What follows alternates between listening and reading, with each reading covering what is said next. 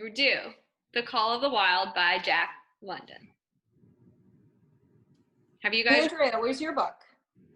I can get it. Oh yeah, we need a. Mine cover is not that pretty, to be honest. I'm also a little annoyed because the main dog is like a Saint Bernard Shepherd mix, and this is faux show a husky. So it's kind of that's more like the dog. Yeah, I thought it looked similar to what they described in the book. Yeah, for sure. So you guys both read it, Mm-hmm. and Kelly and I haven't. Did you ever read it in school? No. Never? Oh, I read it before. I don't know if it was for school or not, but.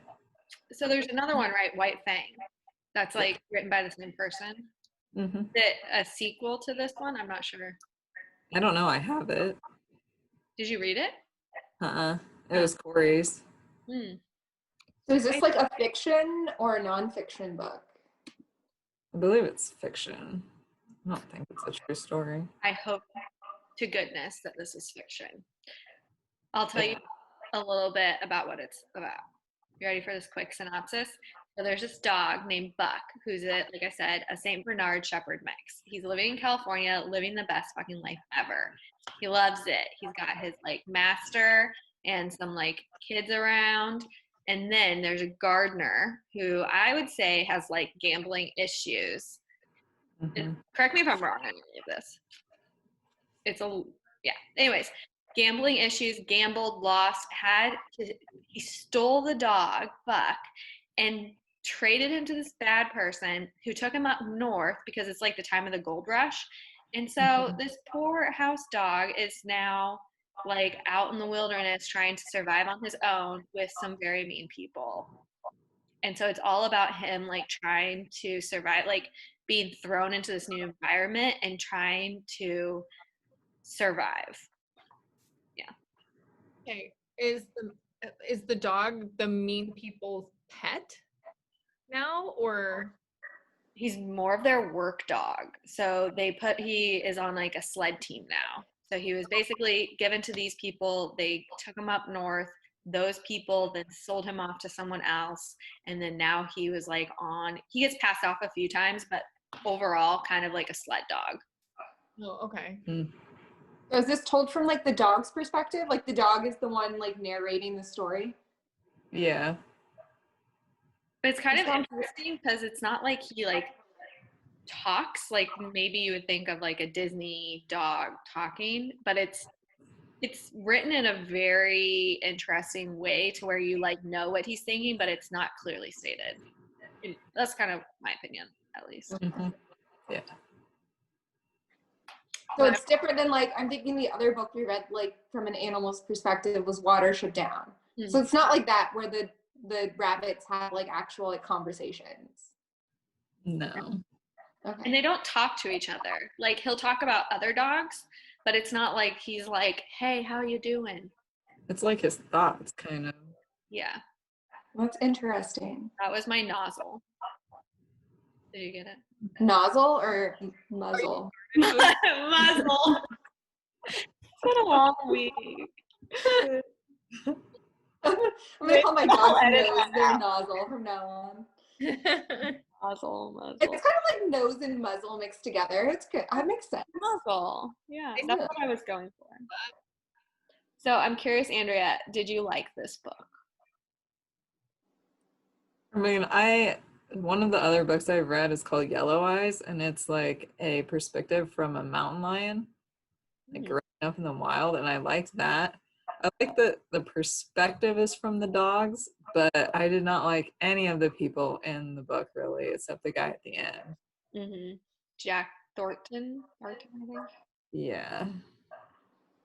I think that was his name.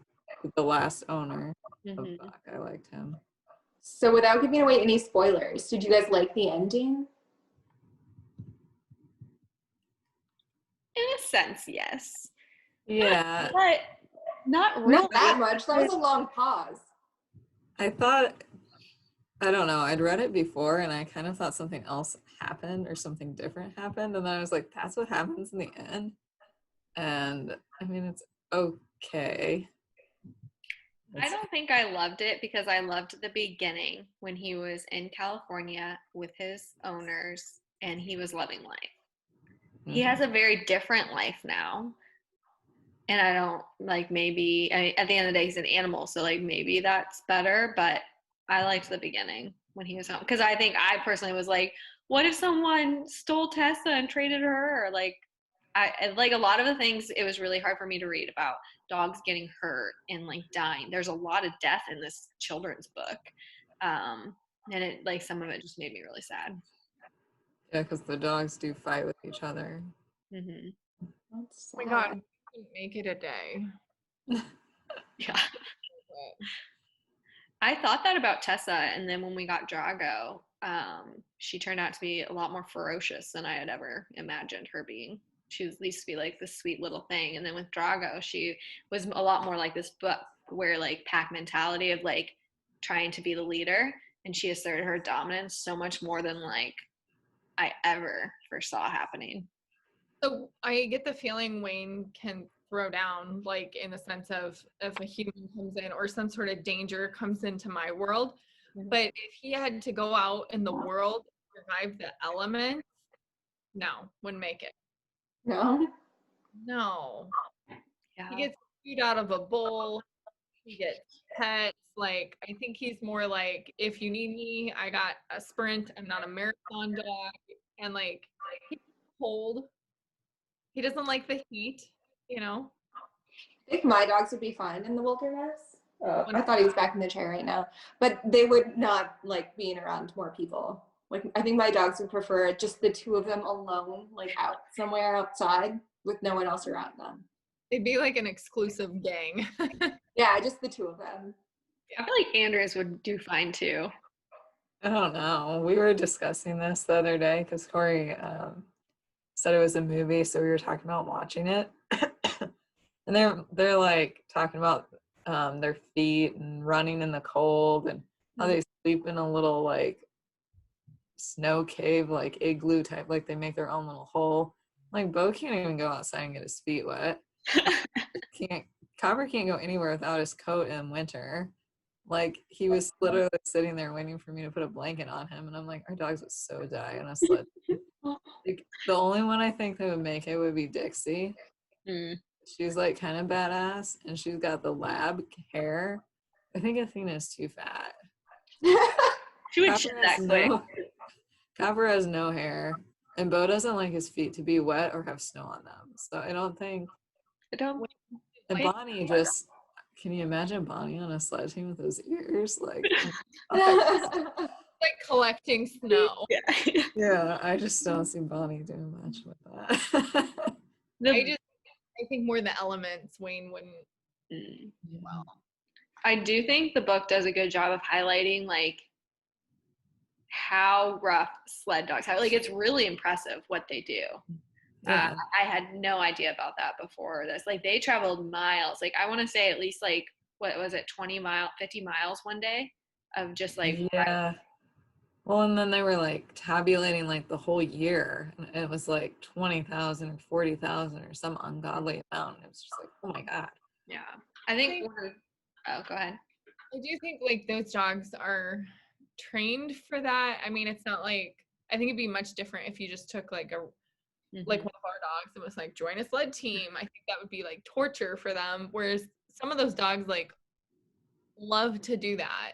Mm-hmm. Just, like I think he did. Like, I think that, I mean, that's basis of the story. He was a house dog, but I do think he ended up liking the sled team. I don't think he liked his owners. Yeah. So what like age group is supposed to read this book? I would not think kids. I don't know. Is it like a middle school, like a high school book, or is it like an adult book?